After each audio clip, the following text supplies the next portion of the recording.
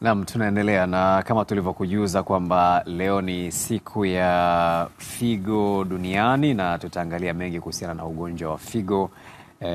Tutafahamu changamoto hiyo ni kubwa kiasi gani hapa nchini, lakini zipi hasa sababu za watu wenye shida ya figo. Tutazungumza na daktari bingwa wa magonjwa ya figo Dr. Alfred Maremo ambaye tayari yupo katika studio zetu za Dodoma. Dokta, karibu sana. Na hapa studioni tunaye Salim Kusi ambaye ni mtu ambaye ana changamoto ya figo. Tutapata uzoefu wake na stori yake na namna ambavyo anakabiliana na changamoto hiyo. Karibu sana Kusi. Asante sana. Na tutaona pia namna ambavyo maadhimisho haya yanafanyika katika maeneo mbalimbali na hasa hapa Dar es Salaam. Lakini kwanza tuanzie Dodoma kwa daktari. Hebu tuanze kujenga msingi. Figo ni kiungo cha namna gani na ni kitu gani hasa ambacho kinaweza kusababisha kiungo hiki kikapata changamoto?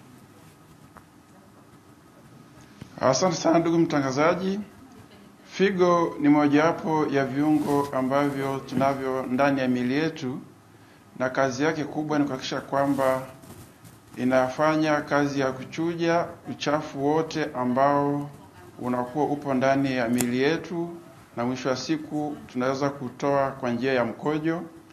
Kwa hiyo figo kazi yake kubwa ni kuhakikisha kwamba kila uchafu wote, damu inapokuwa inapita pale kwenye figo, inasafishwa na kuhakikisha kwamba damu inakuwa ni salama na zile chembe za vitu ambavyo vinaleta madhara kwenye mwili vinakuwa vinaweza kuondolewa na tunaweza tukavitupa nje miili yetu kwa njia ya mkojo. Lakini pia kazi kubwa nyingine ya figo ni kuhakikisha kwamba figo inasaidia katika kutengeneza damu, lakini pia figo inasaidia katika kuimarisha mifupa yetu, kuhakikisha kwamba madini chuma ya calcium pamoja na ile phosphorus yanakuwa vizuri, kuhakikisha kwamba mifupa haisagiki. Lakini pia figo ina kazi ya kuhakikisha kwamba inahakikisha mifumo yetu ya damu, ule mkandamizo wa damu au nasema ni pressure au ni inakaa vizuri, kwa kuhakikisha kwamba yenyewe inaweza ikaipandisha au ikaishusha kulingana na mahitaji ya mwili kabla ya kuanza kutumia dawa, kuhakikisha kwamba hilo shinikizo la damu la juu linakaa vizuri. Hayo ni baadhi ya mambo machache ambayo figo inaweza kuyafanya. Kwa hiyo utagundua kwamba ili kuhakikisha kwamba figo zetu zinakuwa salama ni kuhakikisha kwamba tunahakikisha kwamba vitu ambavyo vinasababisha madhara kwenye figo, ikiwemo shinikizo la juu la damu, lakini pia tatizo la kisukari, kuhakikisha kwamba sukari yetu inakaa vizuri. Lakini jambo lingine pia ni kuepuka matumizi holela ya dawa za maumivu, hususan zile jamii ya diclofenac ambazo mara nyingi zinaleta madhara makubwa kwenye figo. Lakini pia ni kuepuka pia matumizi holela ya dawa za mitishamba ambazo hazijathibitishwa, pamoja na dawa zinginezo ambapo pia zinaweza kuleta madhara kwenye figo. Lakini pia kuna baadhi ya vimelea vya wadudu pia vikishambulia miili yetu vinakuwa katika nafasi hatarishi ya kupata magonjwa ya figo, ikiwemo virusi vya ukimwi, magonjwa ya malaria, lakini pia pamoja na virusi mbalimbali vikiwepo vya hepatitis, ndio ambao pia vinaweza vikashambulia figo.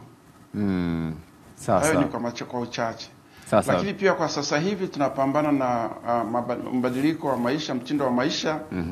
Uzito unaokuwa umekithiri kutokana na ulaji ambao sio salama, pia imeonekana inasababisha changamoto kubwa sana katika utendaji wa figo. Kwa hiyo mojawapo ya kazi ya kufanya kuhakikisha kwamba tunapambana na baadhi ya hivyo visababishi vikuu, kuhakikisha kwamba tunaendelea kulinda figo zetu. Sasa umezungumzia kwamba kuna magonjwa ambayo mtu akiyapata anakuwa katika hatari ya kupata magonjwa ya figo, kwa mfano kisukari, shinikizo la juu la damu na magonjwa mengine ambayo umeyataja. Ni kwamba kila anayekuwa na magonjwa hayo, kwa mfano sukari, sasa tumesikia wengi ambao wanapata changamoto za figo, unakuta pia ana changamoto ya sukari, ana changamoto ya shinikizo la juu la damu. Ni kwamba kila anayepata changamoto hizo, kwa mfano sukari na shinikizo la juu la damu, anapata ugonjwa wa figo ama inatokea kwa baadhi yao? Kimsingi ndugu mwandishi, ni kwamba ukishakuwa na tatizo la shinikizo la damu ya juu au tatizo la kisukari na ukashindwa kuchukua tahadhari ya kuhakikisha kwamba sukari yako unatumia dawa kuhakikisha kwamba inakaa vizuri na kuidhibiti. Na tunaposema kuidhibiti ni kwamba angalau ukiamka asubuhi sukari yako isizidi 7, kwa wale ambao wanafahamu kipimo cha asubuhi kabla ya kula, na jioni ukiwa umekula au mchana isizidi 11. Hivyo inasaidia kuweza kulinda figo, lakini pamoja na viungo vingine. Utakapojikuta kwamba uwezi kuisomea sukari yako kaa vizuri, kuna uwezekano mkubwa sana wa kuleta madhara kwenye figo. Na ndio maana tunaendelea kushawishi wagonjwa ambao wana tatizo la kisukari, madaktari wetu pamoja pale wanapokuwa wanatibu wagonjwa wetu, wahakikishe kwamba sukari inakuwa katika kiwango ambacho kinakubalika. Lakini pia kwenye shinikizo la damu la juu pia, usipoweza kuhakikisha kwamba unatumia dawa vizuri na kuhakikisha kwamba shinikizo la damu ile ya juu isizidi 135 kwa wale ambao wana shida ya sukari, lakini kwa mtu ambaye ana shida ya sukari isizidi 140, na ile pressure ya chini ile au ya isizidi 85 kwa ambaye ana shida ya tatizo la kisukari, na ambaye hana tatizo la kisukari isizidi 90. Utajikuta kwamba unaishi maisha ambayo ni mazuri na ambayo yatakukinga dhidi ya magonjwa yatokanayo na figo. Lakini pale ambapo utakuta shinikizo la damu linapanda kuliko kiwango ambacho kinakubalika, na kwa hivyo unakuta kwamba unashindwa kulidhibiti, kuna asilimia kubwa kwamba figo zako zitakuwa zipo hatarini. Badala ya kusaidia kuishi miaka mingi ijayo, unaweza kukuta kwamba ile miaka ya kuweza kuishi kabla ya kuanza kutafuta huduma ya kusaidia figo miaka inapungua zaidi. Kwa hiyo sisi msisitizo wetu kama wataalamu wa magonjwa ya figo ni kuhakikisha kwamba shinikizo la damu la juu kwa Tanzania ni miongoni mwa viashiria vikubwa zaidi, na ni vinaongoza kwa wagonjwa wetu wengi ambao wanapata changamoto za magonjwa ya figo. Lakini kwa upande ukienda duniani kote, tatizo la kisukari hiki cha aina ya pili ambacho tunakipata kutokana na mtindo wa maisha ambao tunaishi, ndio tatizo linaloongoza duniani kote kusababisha magonjwa ya figo. Kwa hiyo rai yetu sisi kama wataalamu wa figo ni kuhakikisha kwamba wagonjwa wetu watambue ya kwamba ukiweza kuishi na tatizo la sukari au la shinikizo la damu la juu kwa kufuata maelekezo ya madaktari, na kuwa kila muda ukipima sukari yako pamoja na ukipima shinikizo la damu ukute kwamba inakuwa katika vile viwango ambavyo vinatakiwa, hakika utapunguza uwezekano wa kuweza kupata magonjwa sugu ya figo na kuweza kuboresha maisha na kuishi miaka mingi zaidi kabla ya kuanza kutafuta huduma ya kuisaidia figo. Sawa sawa daktari, tutarejea hapo kwako, na umezungumza juu ya magonjwa ya figo ili uje utueleze kwamba ni magonjwa gani ambayo hushambulia figo, aina zake zinakuwaje hapo. Turejee hapa studio ambapo tupo na mgonjwa Salim. Pole sana kwanza. Asante sana. Tueleze, kabla haujaugua ugonjwa ambao upo nao sasa hivi, ulifahamu chochote juu ya magonjwa yanayoshambulia figo? Hapo kabla sikuweza kufahamu chochote. Lakini jinsi changamoto nilizokuwa napitia, maradhi ya hapa na pale, ndio siku nikaenda kupima. Nilipopimwa nikaambiwa, wewe, nilianza kupima mkojo, ukasema una glucose nyingi sana. Hivi inawezekana tuangalie afya ya figo yako. Basi nikakubali, nikaenda kupima, akaniambia, bwana, figo zako zote mbili humalizi mwezi mmoja, utakuwa unashindwa kabisa kutembea. Kwa kweli kwa wakati ule sikuweza kuamini, nilikuwa giant na kilo 105. Niko vizuri, ngambia dokta, hiyo umenipa kitu kipya kwenye moyo wangu. Sasa hivi una kilo ngapi? Sasa hivi na kilo 67. Kupoteza karibia kilo 40. Basi nilipopima kagundua, kabidi sasa sina jinsi. Kanambia, hapa lazima ufanyiwe upasuaji ili ujiandae, kwa sababu utakwenda kwenye uchujuaji wa damu ambao naita dialysis. Kwa hiyo nikaandaa process hizo. Basi ilipofikia wakati kweli nikazima kabisa. Nikakimbizwa Muhimbili, kwa bahati nikapata huduma iliyo bora kabisa. Nikaanza kulikava, lakini sikuamini, ndani ya miezi 3 sikuwa natembea kabisa. Lakini kadiri nilivyokuwa nafanya uchujaji mara kwa mara 3 kwa wiki, nikaanza kulikava. mpaka sasa ikawa sasa ndio maisha tuseme kwa sasa. Unadhani kuna namna yoyote ambayo mtindo wako wa maisha wa awali umeathiri afya yako kwa maana ya figo? Ni sahihi kabisa. Mtindo wangu wa maisha hapo kabla ulikuwa kwanza ni mtumiaji wa, yani nakula, sifanyi mazoezi.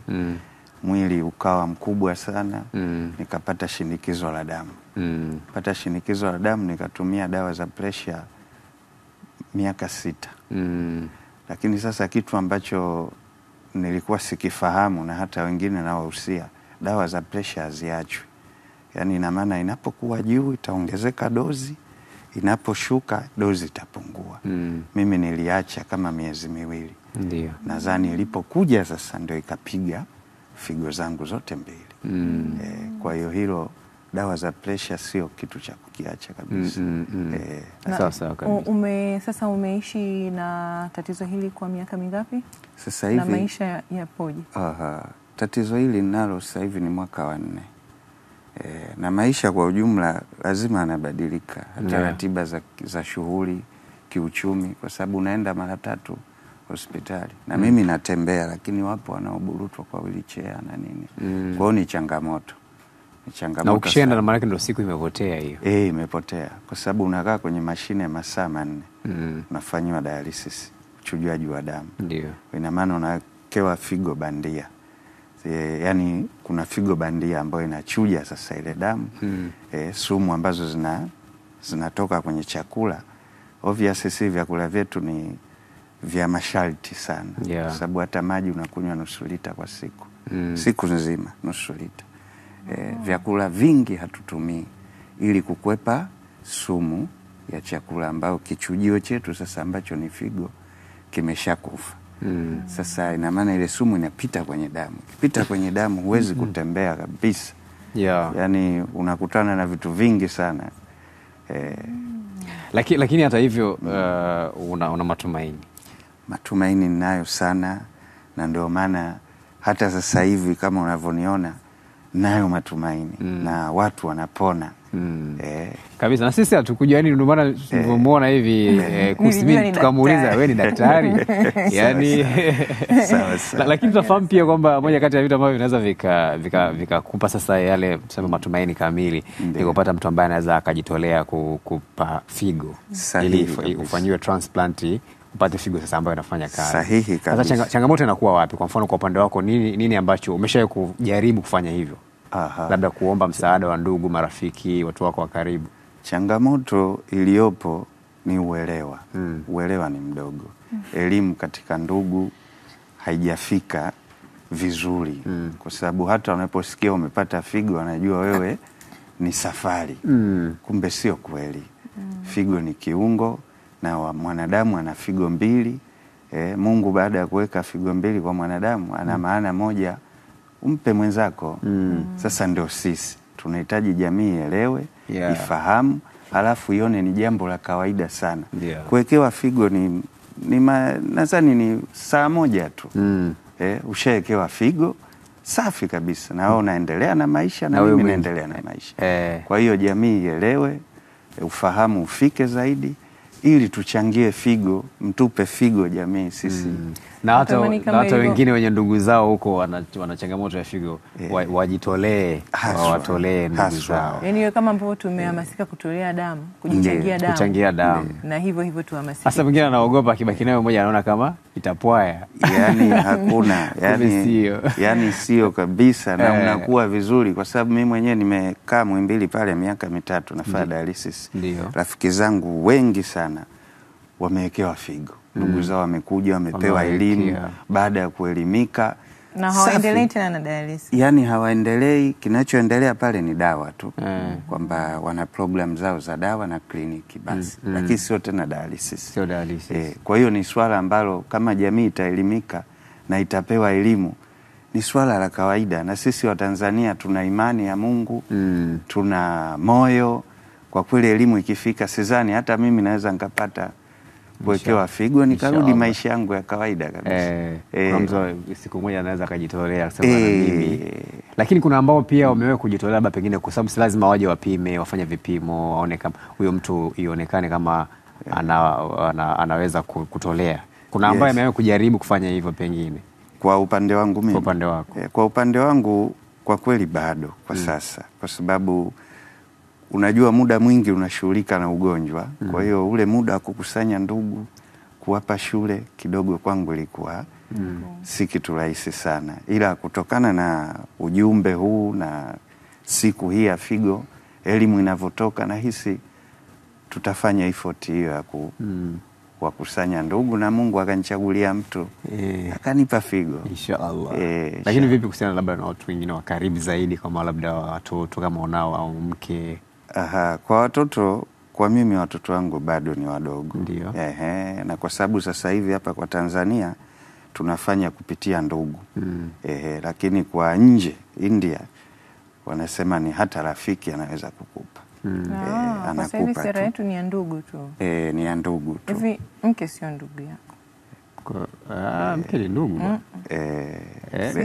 Sio ndugu yako, ila wanajadili hiyo program na tunaiombea Mungu ije, kwa sababu anayepitia changamoto zaidi ni mwanamke. Unajua hamna mtu anayekuelewa zaidi kati ya mume au mwanamke, ndio anazijua changamoto zaidi. Kwa hiyo angewishi kukupatia figo ili maisha mengine yaendelee kuwa. Lakini wewe kwa upande wako ameonyesha interest? Mke wangu yupo safi kabisa. Yaani hana shida, na ninamshukuru kwa sababu amenipa ushirikiano. Hata hii energy unaoiona ni kwa ajili ya mke. Sasa mke, ndugu, ananipa ushirikiano kwa kweli.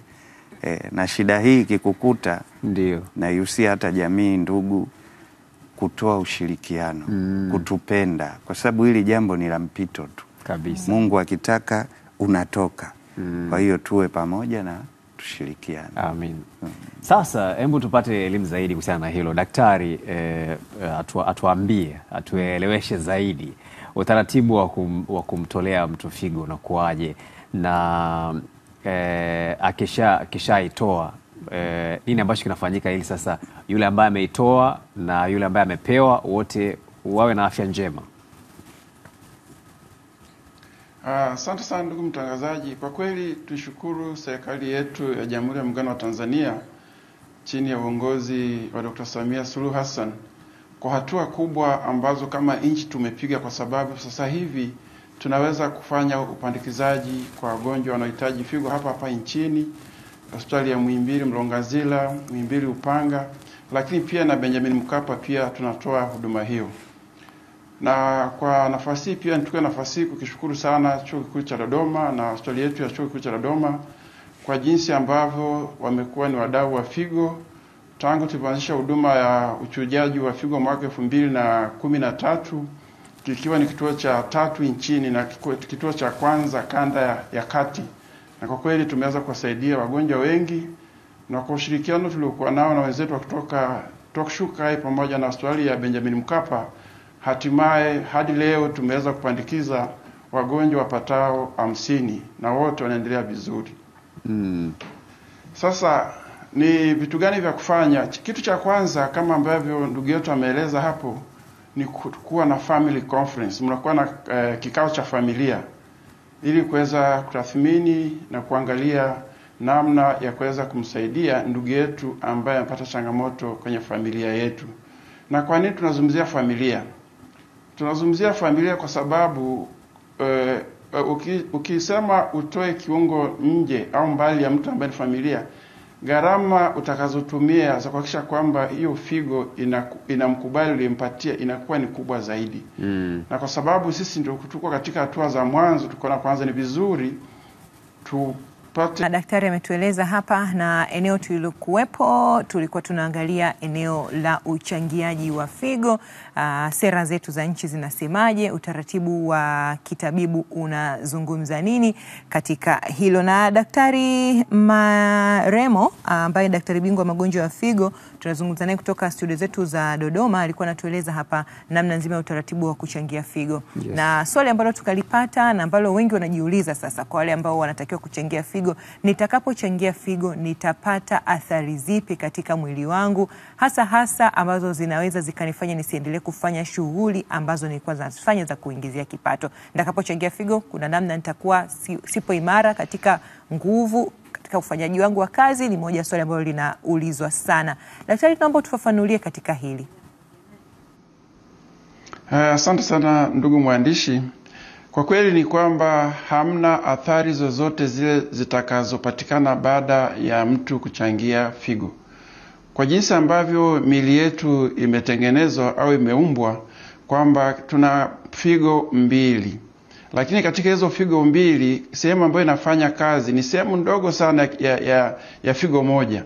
Unaweza kusema katika ile figo moja, sehemu ambayo labda unaitumia inaweza kuwa ni 1% mpaka 2%. Ile nyingine yote unakuta ipo vizuri tu, imetulia. Kwa hiyo kulingana na jinsi ambavyo mahitaji yako yanavyokuwa, ndivyo ambavyo na figo nayo inaongeza utendaji kazi wake. Na ndio maana baada ya kufanya tafiti nyingi sana, inawezekana kabisa ukafanya vipimo na ukathibitisha kabisa kwamba huyu ambaye anataka kuchangia figo hana tatizo lolote lile litakalomfanya apate changamoto, na ukaivuna ile figo na ukaipeleka kwa mtu mwingine ambaye anahitaji. Na huyu ambaye unamwacha na figo ile moja, wala hatapata madhara yoyote.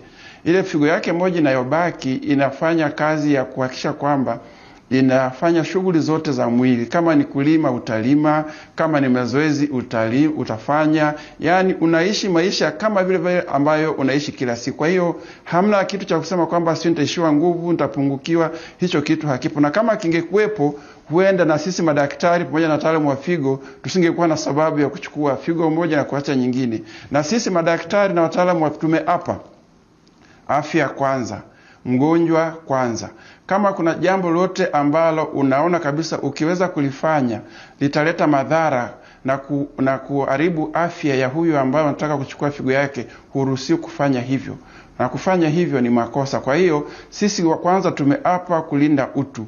Na katika kulinda utu ni kuhakikisha kwamba kila mtu au kila atakayekuja kwetu kwa ajili ya kutaka kuchangia figo, lazima tuthibitishe bila shaka kwamba figo yake iko vizuri, na hata hiyo tutakayomwachia nayo ataendelea kuishi maisha yake kama kawaida. Cha msingi tu ni kuhakikisha kwamba haujiingizi katika yale maisha ambayo ni hatarishi. Kwa mfano matumizi ambayo sio ya kawaida ya vyakula vya chumvi, kutofanya mazoezi, kujiweka katika nafasi kubwa ya kupata magonjwa ya kuambukiza na vitu vingine. Lakini ukiamua kuishi maisha yako ambayo unaishi ya kila siku, hatutegemei kabisa kuona unapata changamoto yote ile kwa sababu umechangia figo. Kwa hiyo nitoe rai kwa Watanzania wote, tusiwe waoga. Figo tunazo mbili na inayofanya kazi ni moja, na hiyo moja inafanya kazi ni sehemu ndogo sana ambayo haizidi 10%. Lakini kulingana na changamoto ulizonazo, basi ndio maana ukuta figo moja inakuja mpaka mwisho wa siku figo zote zinapata changamoto. Lakini ukiishi maisha ambayo utakuwa unaelekezwa hospitalini, na huwa tunafanyia wagonjwa wetu waliochangia, wadau wetu waliochangia figo, kwa sababu si wagonjwa. Ukishachangia figo, huwa tunakufanyia ufuatiliaji wa karibu kuhakikisha kwamba tunaendelea kuishi maisha ambayo ni salama na sio hatarishi, kuhakikisha kwamba figo zetu zinaendelea kufanya kazi na pia tunaendelea kufanya majukumu yetu kama kawaida na hamna ambacho kinabadilika. Tunashukuru, tutarejea hapo kwako. Jamani, figo inayofanya kazi ni moja. Yani sio kwamba mtu unahisi figo zako zote mbili kama unavyodunda moyo mmoja. Kwa hiyo watu wasiofie kwenda kuchangia kabisa. Sawa kabisa. Basi wakati tunakamilisha, kuna hoja ya elimu na uelewa ambayo ulizungumza sana, lakini kabla ya hapo uligusia pia namna ambavyo huwa ratiba yako ya kufanya dialysis ilivyo, na pengine watu wanatamani kuona namna ambavyo dialysis inafanyika ama uchujaji wa figo unafanyika. Hebu tukupeleke pale Aga Khan ambako mwenzetu Jafari Mponda yuko pale, atatuonyesha process hiyo namna ambavyo inafanyika. Jeff, kama unanisikia, karibu sana, uendelee. Naam, asante sana wenzangu studio. Hakika kwa muktadha hii ya leo nipo Aga Khan Hospital hapa katika hospitali ya Aga Khan, ambapo hapa nakutana na Mary Mkwavi, yeye msimamizi wa dialysis unit. Tutasikia machache kuhusu dialysis, na pengine kwa kuanza, Mary, tuambie tunaposema dialysis tunamaanisha nini kwa Kiswahili? Okay, tunaposema dialysis tunamaanisha ni kuchuja kitu ambacho kimezidi kwenye mwili wa binadamu. Chochote ambacho kimezidi kwenye mwili wa binadamu. Kama maji, kuna sumu ambazo zinatolewa na figo inakuwa imegoma au imechoka kufanya kazi, kwa hiyo dialysis ndio inafanya hiyo kazi ya figo. Sawa, hii ni mashine ya namna gani? Hii ni mashine ya dialysis Fresenius 508 ambao ndo mashine yetu ya dialysis, na hizi ndo vifaa vyetu ambavyo tunafanyia dialysis, ambazo hii ni bloodlines na hii ndo figo yenyewe ambao ndo artificial figo inayosaidia kuchuja excessive kwenye mwili wa binadamu kama potassium, phosphorus, fluid. Kwa figo ikisha goma kutoa hivyo vitu mwilini, unakuta mgonjwa anavimba, anajaa. Kwa hiyo sisi ndo tunafanya kazi hiyo ya dialysis, ambayo kumsaidia mgonjwa kuweza kupunguza hizo sumu mwilini na kuendelea kuishi maisha yake ya kila siku. Na hiki ni chumba cha namna gani? Kwa maana ya kwamba tunaona kuna kitanda hapa na mashine iko pembeni. Anapofika mgonjwa hapa ndio anafanyiwa taratibu zipi? Anapofika mgonjwa hapa anapima uzito, kuna mashine ya uzito pale, halafu anakuja kwenye kitanda chake cha dialysis. Tunaweka hizi line kwenye mashine, tunaweka na hizi kwenye mashine kama kawaida. Ulivyoona hapa, tunaona kabisa tumekuwa tumeitest tayari na mashine iko tayari kwa ajili ya priming. Kwa hapa nikiweka bloodline, inazunguka inajitest yenyewe kuhakikisha damu haitavuja ya mgonjwa. Baada ya hapo anaendelea na dialysis kwa masaa 4. Sawa. Kila huduma anapopewa mgonjwa anatakiwa awe na vifaa vingine, ama kila kifaa kimoja hicho anaweza kukitumia katika dialysis? Hapana. Tukishatumia kwa leo tuna discard, tunatupa. Hatu reuse. Kwa hiyo akishatumia bloodline zake na figo yake hii artificial, tunatupa vyote. Akija tena for next sessions tunaweka vingine vipya kabisa. Kwa chumba chako hiki mashine hizi ziko ngapi? Kwa hapa dialysis na mashine 12. Aga Khan nzima? Aga Khan nzima nina mashine 13. Sawa kabisa. Na kwa siku unawahudumia wangapi katika matibabu haya? Wagonjwa 25 mpaka 30. Kwa muktadha wa siku hii ya leo, unatoa usia gani ama ujumbe gani kwa jamii? Napenda kuambia wagonjwa ambao wamepata shida ya figo wasikate tamaa. Ni sawa na mgonjwa yoyote aliyepoteza kiungo kimoja. Kwa lazima maisha yaendelee na hakuna kukata tamaa, na wanaishi vizuri sana. Dr. Mary Mkwavi, asante sana. Nashukuru, asanteni pia. Asante sana. Ni Mary Mkwavi huyu, msimamizi wa dialysis unit hapa Aga Khan, na huo ni wito wake na ndio eneo lake la kazi hili ametupitisha kwa leo. Wenzangu hapo studio kwa muendelezo wa kile ambacho kinajiri kwa saa huu. Shukran sana Jeff. Kwa hiyo umeona mashine, lakini ambacho tumekikosa tu ni kuona ile process mtu anavyoingia, na pengine wakati mwingine tutapata nafasi tunaweza nani. Lakini labda ni muulize kuhusu hapa kwamba unakuwa katika hali gani ile unavyoingia na ukitoka? Yani unavyoingia unakuwa katika hali gani na ukitoka kunakuwa na tofauti gani? Kweli unapoingia unakuwa umetoka na tunasema una sumu mwilini. Na maana mwili unaweza ukajaa, kama ulikuwa na kilo 68 za kwako zinatakiwa ziwe 65, na mama umeongezeka kilo 3. Kwanza lazima zipungue, sisi tunaita maji. Halafu kama uliingia na sumu, ina maana zinafanya usafishwaji kwa sababu unatumia figo bandia pale. Ndio. Kwa hiyo unatoka ukiwa uko vizuri, lakini katika hali ya kawaida mwili, unajua damu kuzunguka masaa 4 kwenye mashine, lazima uwe mwingine unatoka umechoka na nini, lakini baada ya muda unakaa vizuri, unaendelea na shughuli zako kama kawaida mpaka siku ile ambayo unakuja tena kufanya usafishaji. Wewe figo, baada ya kuonekana una shida figo zako zinaisha kufanya kazi, ni kwamba zimetolewa au zinabaki hadi utakapopata mtu wa kufanya?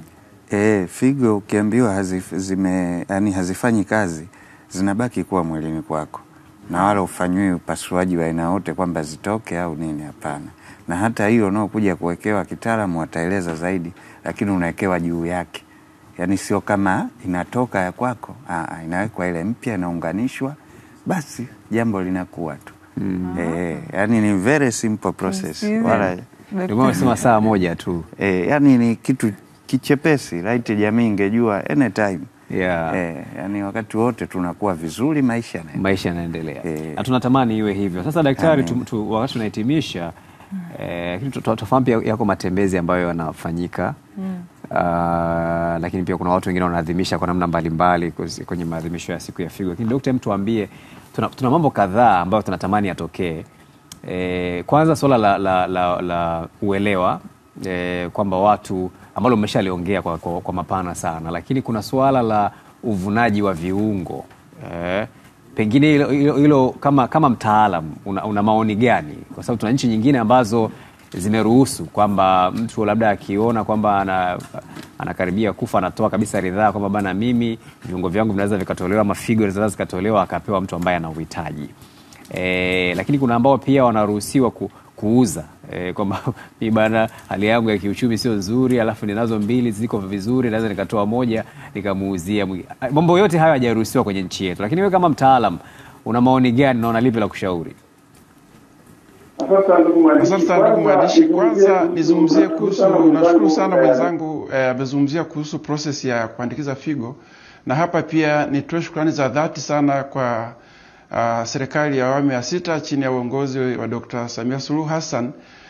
Kwa sasa hivi hospitali yetu ya Benjamin Mkapa, ambapo chuo kikuu cha Dodoma tunashirikiana nao katika kuhakikisha kwamba tunaendelea kupandikiza figo, tunategemea kuanza utaratibu wa kuvuna figo kutoka kwa yule ambaye anatoa kwa laparoscopic surgery. Yani unakuja tu pale sehemu ya figo, kanatengenezwa katundu kadogo tu, figo inachukuliwa pale, inaenda kupandikizwa. Kwa mwisho wa siku hata mtu akipona, ile kova haiwezi kuonekana. Kwa hiyo mwisho wa siku inaongezea nguvu kwamba hata ukipandikizwa, ukitoa figo, mtu hawezi kujua, kwa sababu sasa madhara yatokana kama utakaa muda mrefu odini, inapunguza muda kukaa odini na maisha yako yanakuwa mazuri zaidi.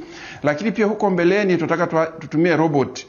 Kitu kinaitwa kwamba sasa ni robotic surgery, yani utakuwa hospitali imeanza kuweka utaratibu wa kutumia mitambo na mashine makubwa ambayo serikali imeweza kuwa nayo, ya kuhakikisha kwamba sasa hiyo kazi inakuwa ni nafuu zaidi na inafanywa kwa haraka zaidi na kwa mafanikio zaidi. Kwa hiyo inaendelea kwa sisi wa Tanzania tusiogope kuchangia figo.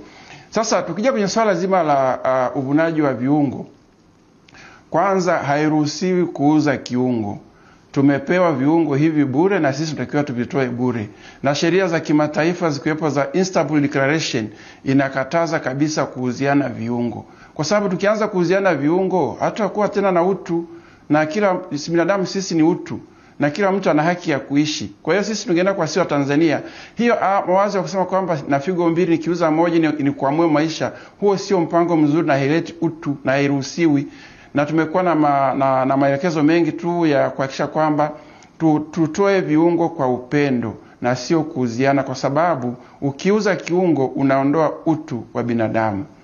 Na sheria zipo, na hata hapa nchini nadhani tunaendelea kuwa na sheria ambazo zinatuongoza kuhakikisha kwamba hilo swala halifanyiki. Na likifanyika na ikabainika unafanya hivyo, unaweza kushtakiwa kwa sheria zetu na ukafungwa, kwa sababu kibinadamu hairuhusiwi kuuza viungo. Kwa hiyo tunaendelea kuomba Tanzania tujitahidi kupata elimu vizuri, tuchangie, tusiboreshe maisha ya kusaidia wenzetu. Na ndio maana chuo kikuu cha Dodoma, pamoja kwamba tumekuwa ni wadau wakubwa katika masuala ya figo, tumekuwa tukitoa elimu, lakini pia tumekuwa tukitoa uchunguzi wa awali, lakini pia na kutibu magonjwa ya figo, ikiwepo uchujaji wa damu pamoja na upandikizaji wa figo, kushirikiana na wenzetu wa hospitali ya Benjamin Mkapa. Na kwa kweli niseme kwa sisi Dodoma tumefanikiwa sana, kwa sababu mipango ya serikali ni kwamba kuifanya Dodoma iwe kama ni tourism, ni mji wa kitalii kwa ajili ya matibabu. kwa wataalamu tulionao hapa chuo kikuu cha Dodoma kwenye skuli zetu zote mbili, ya tiba pamoja na ya uguzi, na pia wataalamu waliopo hospitali ya Benjamin Mkapa, kwa pamoja tunatamani kuwa na kituo au kitovu cha matibabu yakiwepo magonjwa ya figo, na hivi karibuni tunategemea kujenga kituo kikubwa kwa ajili ya upandikizaji, lakini pia kituo kikubwa kwa ajili ya magonjwa ya saratani, lakini pia na mambo ya upandikizaji wa uloto na ambao pia inaendelea kufanyika hapa, ili mwisho wa siku Dodoma ifahamike kama kitivo cha mambo ya matibabu. Ndio kidogo tu kwa kuhusiana na uvunaji wa viungo. Kwa hiyo kwa swala la uvunaji wa viungo tumekuwa na sheria ambazo zinatuongoza na pia za nchi ambazo zinazuia kabisa kuhusu kuuziana na kufanya biashara ya kuuza viungo hapa nchini, na hairuhusiwi. Na taratibu zipo, na vituo vyetu vyote ambavyo vinapandikiza figo kuna taratibu za kisheria ambazo tunazichukua kuhakikisha kwamba hilo swala ambalo ni haramu halifanyiki.